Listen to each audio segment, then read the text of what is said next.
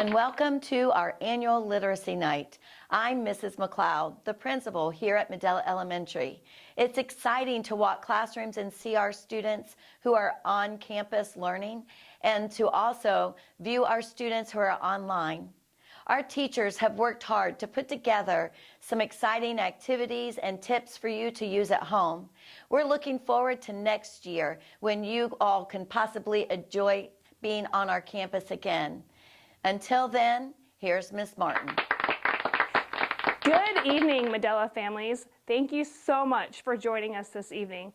We have a lot of special things planned for you. Our teachers have done a phenomenal job working hard to prepare these activities and these learning opportunities for you and your family. On Thursday, your student should have received a bag. In the bag, you have the web link for this evening's event listed. You also have a bunch of different materials depending on your grade level. These materials will be used throughout tonight's lessons. We really hope you enjoy this evening, and we really value your feedback. At the end of tonight's segment, please take about 4 to 5 minutes and fill out the survey. On that survey, please be honest. Please let us know how we can help you at home. I know these times are different and we have to make our family nights virtual. Sadly, we can't be on campus together. However, we really value your feedback. So please take 4 to 5 minutes, fill out the survey, and let us know how we can make this opportunity better. Thank you, enjoy your evening, and have a wonderful night.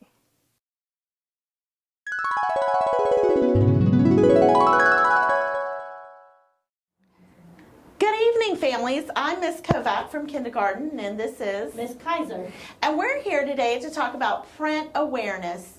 There are several free things in your house that you could use to teach your child to read and write words. One of the things is you can find cheap boxes from your house after you've used your product, and then you can use these products to make games with. You could make cut the pieces apart and make a puzzle, have your child put the pieces back together. You could also cut the front and the back of your box and have your child match, do a memory matching game.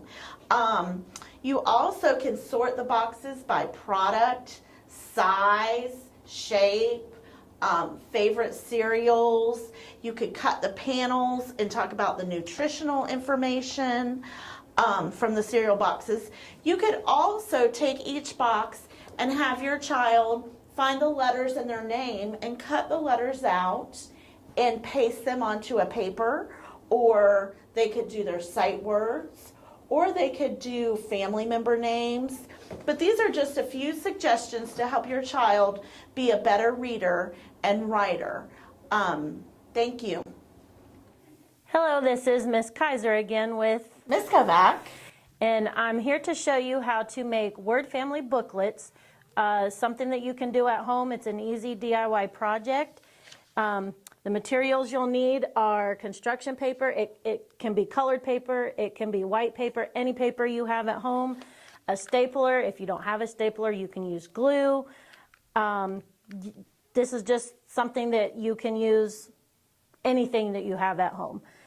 First thing you're going to do, you're going to have paper that you can use index cards, or you can cut the construction paper down to size. Your child's going to be bringing home a word list should be on green or white paper, and you can choose word families from that to write the word family on this.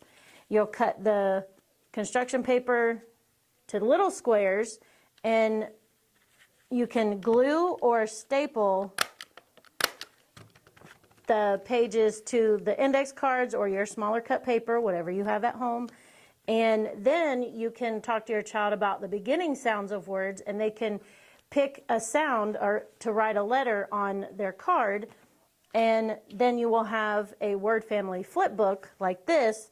They can practice reading the beginning and ending sounds, the onset and rhyme of the word, and practice reading them. Bug, dug, hug, jug, mug, and my favorite, pug.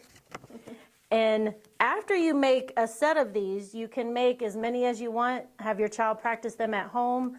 And after they make words, they can draw a picture of each word to illustrate it. They can write a sentence with each word, write the word lists on a separate sheet of paper. And you'll also be getting a list of these instructions and the supplies that you'll need that should be things that you already have at home. Thank you for watching. Hi, I'm Mrs. Smith, And I'm Mrs. Biggs. and we teach kindergarten. And we're going to show you a game to play with your students. We're in kindergarten, but you can use this for any grade level. Every student was sent home with the sight words. You will have a card that has a picture and a card that has a word. So I would pick out just about 5 or 6 words to start with. You don't want to start with too many, but you'll take your words with the pictures and with just the words on them, and you're going to mix them up, and you're going to place them face down. So you're going to place the cards face down between you and your child. If I do that right. And then you're going to take turns trying to make a match out of your cards. So the first person's going to go. Now she's going to say the word. Where? Help.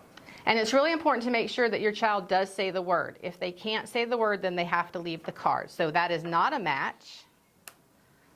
So she's going to flip it back over. Then you'll take a turn, does, and jump. And they are not a match. So I'm going to flip them back over. Help. And where? She didn't get a match, but hopefully I was paying attention. I have help and help. So I got a match, so I take these 2 out and put them to the side, and whoever ends up with the most matches at the end wins.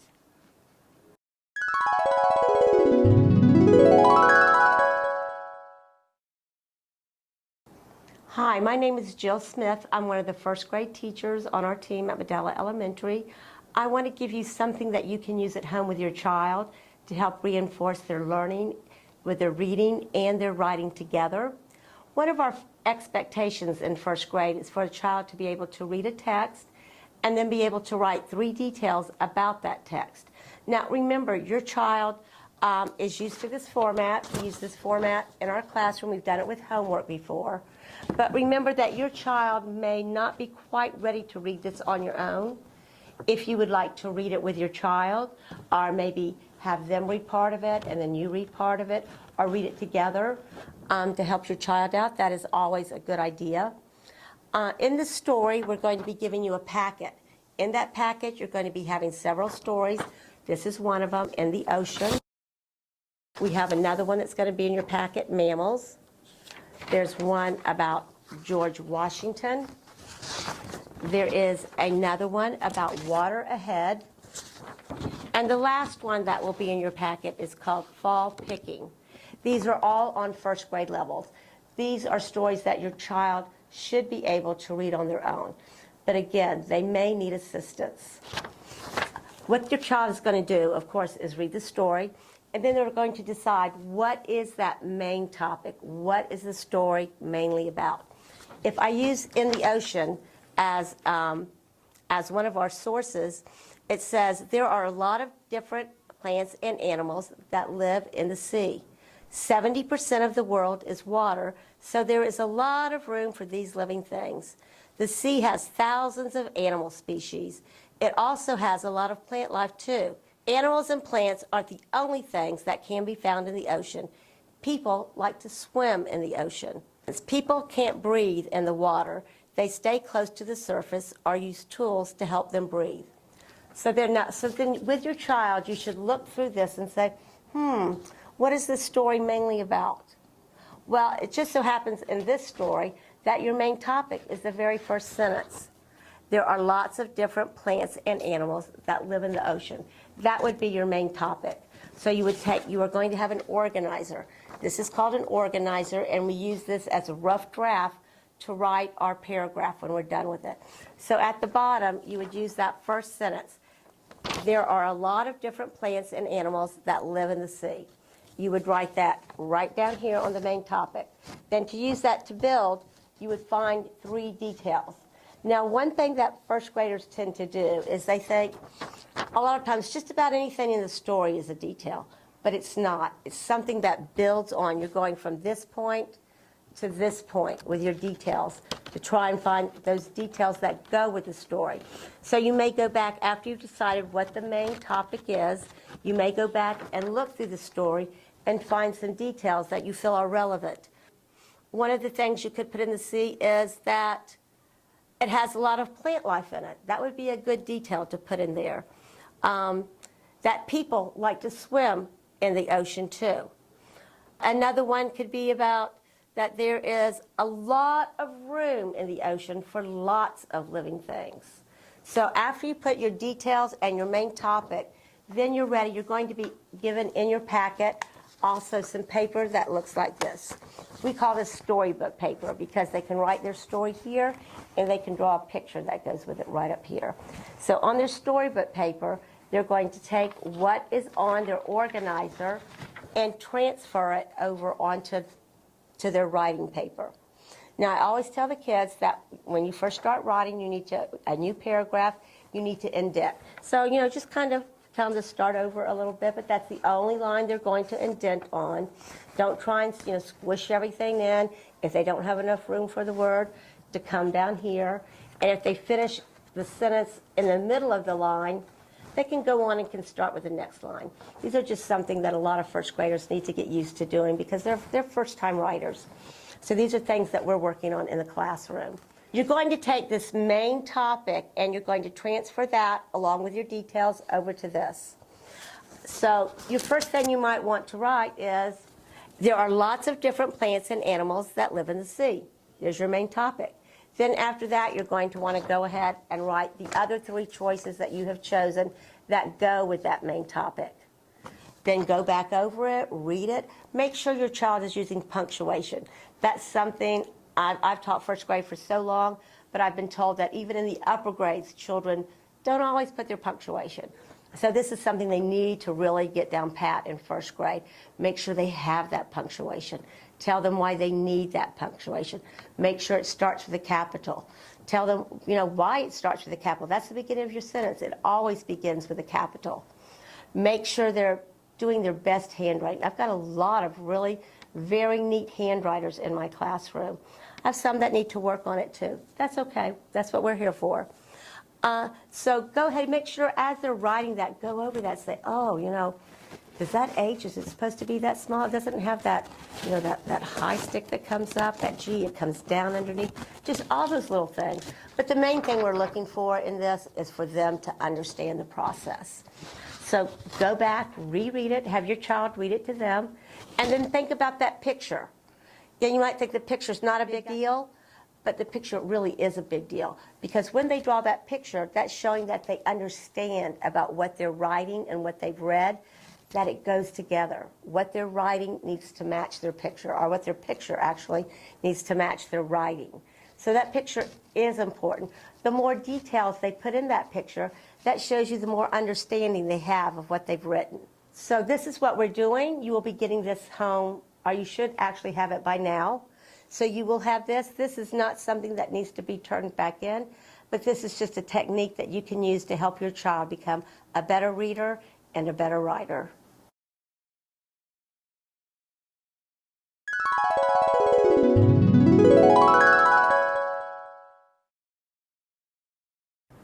Welcome to our second grade literacy night. My name is Miss Castillo. And I'm Mr. Fennell. And we have so many great ideas for you to share with your child at home for literacy. We're going to go ahead and start with reading, and Mr. Fennell is going to go over a sight word bingo. Yes, because we know in second grade and all grades that sight words are very important to your child's reading comprehension. Sight words promotes fluency and word recognition so that your child is able to better comprehend. We're going to send home sight word bingo on lime green paper. It's going to come with the rules to the sight word bingo, as well as all 320 sight words. Now, some of your children may already know some of these sight words, may know most of them, but not all of them. So you want to go over the words with your children and see which words they know and which words they don't know. The words they don't know, you're going to go ahead and write on your bingo card, which will come with a dry and erase marker that they can write on here with. And when they do learn those words, you can erase them and add new words. Now, some of the kids in younger grades and older grades may also need help with these sight words, so it'll be a fun activity for the whole family to work together on the sight words and learn the sight words. And to go off with this activity, we know we have a lot of parents that just need a little extra help with the English language. So I went ahead and made the copy in Spanish. So nuestros padres que hablan solamente español, imprimir las reglas también en español, pueden leer las instrucciones. Todas las palabras que se tiene que saber su hijo son 320 palabras. Están aquí, las pueden leer con sus hijos y también viene con la parte del juego que van aquí. Todas las palabras que no se saben las vamos a escribir aquí y ustedes se las pueden decir a los niños hasta que se las aprendan. Así que esto es muy bueno para practicar en su casa también. And then the next thing that we're sending for reading is going to be our second grade reading bookmarks.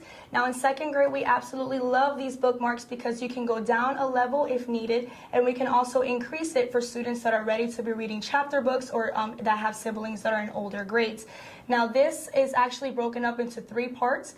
It has questions that you can ask before you read the book, questions during the book, and then questions that you would ask after reading the book. So I brought a book here as an example, which is the second grade favorite. It's also a Sunshine State book. This book is called Rot. So some of the questions that you can ask your child is, let's do a quick picture walk to tell us, what do you think this story is going to be about? So you're going to kind of just have your child just go through the pages, and you can ask some questions like, what do you think this story is going to be about? What is the setting of this story? And you're kind of just going to ask basic questions without actually reading the book, and to just have a better idea and they have some background knowledge before reading. Once you start reading the book, every couple pages you want to go ahead and stop and ask questions to make sure they're actually understanding the book that you're reading. Some questions that are on this is, what do you think will happen next? How are the characters feeling? Is there a setting? Are there characters that you're identifying? Is there a problem and solution? And then once you completely finish the book, you want to make sure that we close this book so we can actually see how much they comprehended. Some questions you can ask after you are done reading is questions like, what is the moral or the lesson of this story? Also, if they're able to retell and tell us a story in sequential order. So these are just a few ideas that we have decided that are very hands-on and are very easy for everyone to do at home. We hope you enjoy.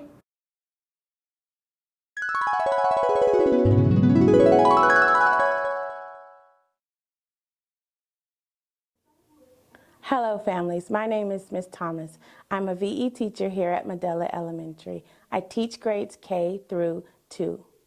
We will be using high frequency words to build beginning readers' vocabulary. Here are some words that you can use to start your child on their reading adventure. In, and, it. You'll be changing the beginning sounds of these words to make new words. In the video, you will hear me say, what word? That is the cue for the child to sound the word out. Then you will hear me say the word. That's the child's cue to read the word the fast way. Let's go. We'll start with the word in. What word? In. Say the word when. What word? In. Say the word pin. What word? In. Say the word thin. What word? In. Say the word bin. Now we'll go to the word it. What word? It. Say the word pit. What word? It. Say the word kit. What word? It. Say the word bit. What word? It. Say the word sit. Allowing them to sound out the word, then say the word fast, gives them the ability to hear what they're saying and to put it to use with their mouth. If you have any questions or comments, please feel free to email me. Thank you.